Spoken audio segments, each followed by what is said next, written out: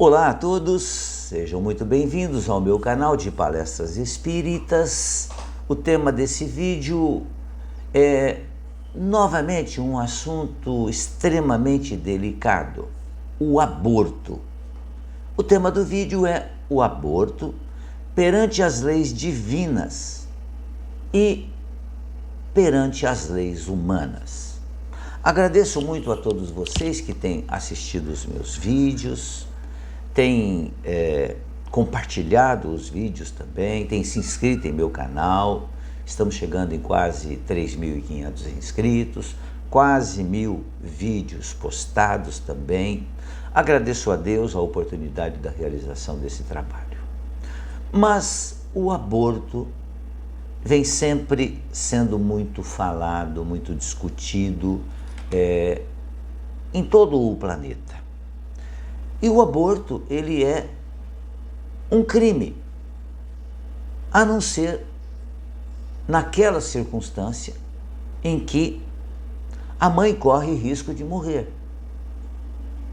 Ou naquela situação em que, lamentavelmente, ocorre um estupro de uma mulher muito jovem e que ainda há o risco da criança não suportar a gravidez, ou, nesse caso, querer fazer o aborto, por não suportar carregar, então, um ser que foi gerado por uma violência. Mas aí é uma situação de foro íntimo também. Mas vamos lá, qual é a argumentação, então, que a lei humana vem usando, vem pregando, para, de qualquer forma, permitir o aborto? Começamos dizendo em que momento acontece o milagre da vida do corpo físico, em que instante o sopro divino passa a animar o corpo daquele ser que logo surgirá na Terra. A resposta a essas perguntas sempre inquietou a humanidade. Debruçaram-se sobre elas filósofos, religiosos, cientistas e agora os fazedores de leis regulamentadoras. Mas apenas a religião oferece uma certeza. O mais interessante é que essa certeza, ou essas certezas, são muito semelhantes, o que indica que as diversas tradições religiosas ao redor do mundo guardam em si muita coisa em comum. Por exemplo, quase todas as religiões ensinam que a vida inicia-se no momento da concepção, ou seja, no momento em que houve a relação sexual. Horas depois, então, o espermatozoide fecunda o óvulo. Inicia-se ali, algumas horas depois, o mais complexo, maravilhoso e comovente processo, a formação de um novo corpo humano. E asseguram os religiosos que é nesse instante sublime que o espírito se une ao corpo. Essa é uma afirmação que o espiritismo nos traz, porque o espiritismo é a religião que diz que todos nós somos espíritos e que o corpo é um veículo de progresso. O corpo, ele é produzido pelos seres humanos. O espírito é produzido somente por Deus. Por isso também todas as religiões são unânimes em reprovar o abortamento. Reprovar o abortamento. A única exceção, como falamos no início, é quando a gravidez ameaça a vida da mãe. Isso também é uma unanimidade em todas as crenças. Ora, se é assim, se todas as religiões humanas desaconselham o aborto, por que a humanidade, ou seja, os tribunais humanos, insistem em fazer disso algo legalizado, insistindo no abortamento e voltando a esse tema, mesmo quando o tema já foi julgado, quando já se tornou lei, mas volta-se novamente, quando um novo grupo de julgadores humanos surge, querem novamente julgar, o aborto. Perguntamos o que faz com que pai e mãe escolham matar o filhinho? O que nos move em direção a um ato que vitima uma criatura frágil e desprotegida? A resposta é o nosso egoísmo. Quando nos vemos numa situação que ameaça o nosso conforto em geral, nos defendendo, escolhemos uma atitude defensiva. O problema é quando a nossa atitude viola os direitos do outro. E isso definitivamente acontece quando se faz um abortamento.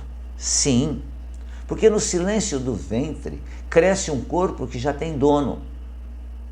Esse corpo será a morada de um espírito imortal. Abrigará um filho de Deus. Quantas vezes nós, os que acreditamos em Deus, pensamos que aquele corpo em formação é a morada de um irmão nosso? Um ser especial que as mãos de Deus depositaram em nosso colo? E quando recebemos essa vida nova, o que fazemos com o divino presente que nos chega às mãos? Será certo sufocá-lo quando ainda está tão frágil e pequenino? Não, de modo nenhum. A vida pede proteção, a vida pede amparo.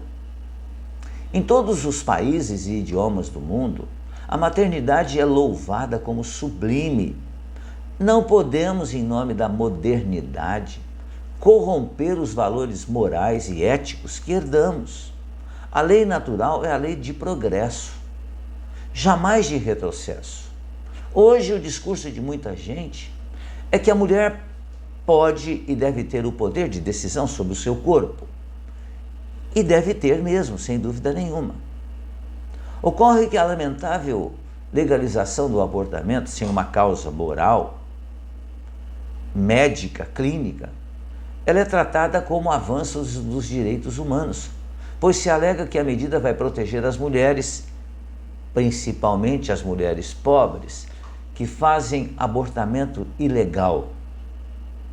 São argumentações absolutamente equivocadas porque partem de princípios errados. Primeiro porque o feto, ele é um ser à parte. O feto, ele não faz parte do corpo da mãe. Não é parte do corpo da mãe. Ele é uma coisa à parte. E cabe a pergunta, de que direitos humanos nós estamos fazendo? Direitos humanos não são para garantir práticas éticas e para legalizar, e não para...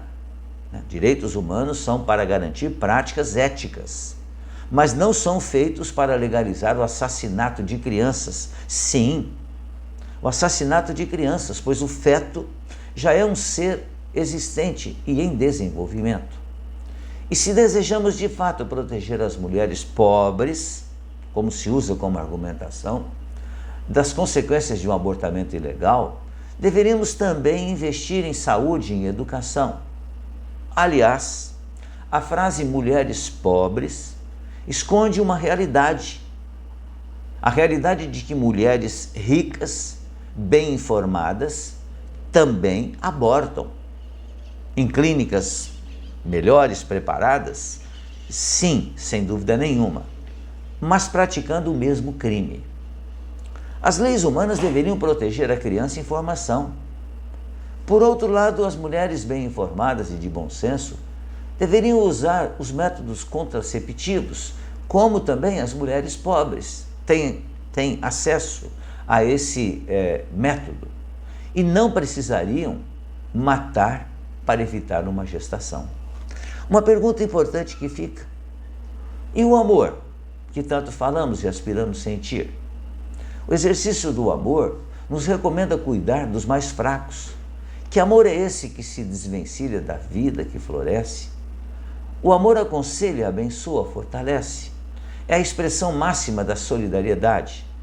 O amor com certeza não mata. E o aborto,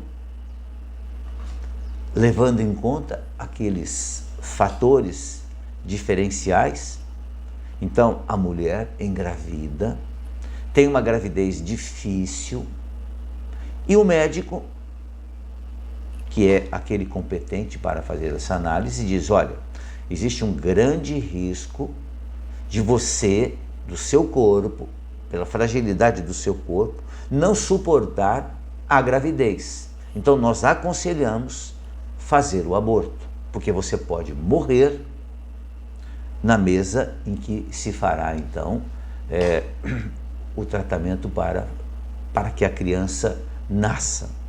Então você escolhe. Você pode levar adiante essa gravidez de risco, mas você pode morrer na mesa de operação, quando for fazer, então, a cesariana ou for ter o nascimento normal e natural da criança. Então a mãe faz a escolha. Não, se eu corro risco de vida, eu vou tirar então a criança. Esse é um abortamento moral e já legalizado. Ele já é legalizado, já é permitido. Ocorre que, em muitas situações, mesmo com a mãe correndo o risco de vida, ela, pelo amor, pelo filho que está ali dentro de si, ela escolhe correr o risco e não fazer o abortamento. Então tem uma gravidez de altíssimo risco, em que tem que cuidar-se de uma forma muito detalhada, muitos cuidados, e leva adiante a gravidez, faz-se o parto, a criança nasce sem nenhum problema e a mãe resiste, porque ela está impregnada de amor pelo filho que está ali dentro dela. Então, mesmo correndo o risco, ela aceita correr o risco para não fazer o abortamento. Isso chama-se amor. Porque que mãe que já tem o filho, nascido já, não arrisca a própria vida para salvar a vida do filho? Que mãe não se colocaria à frente de um veículo em altíssima velocidade para tirar o filho de ser atingido? Todas, certamente.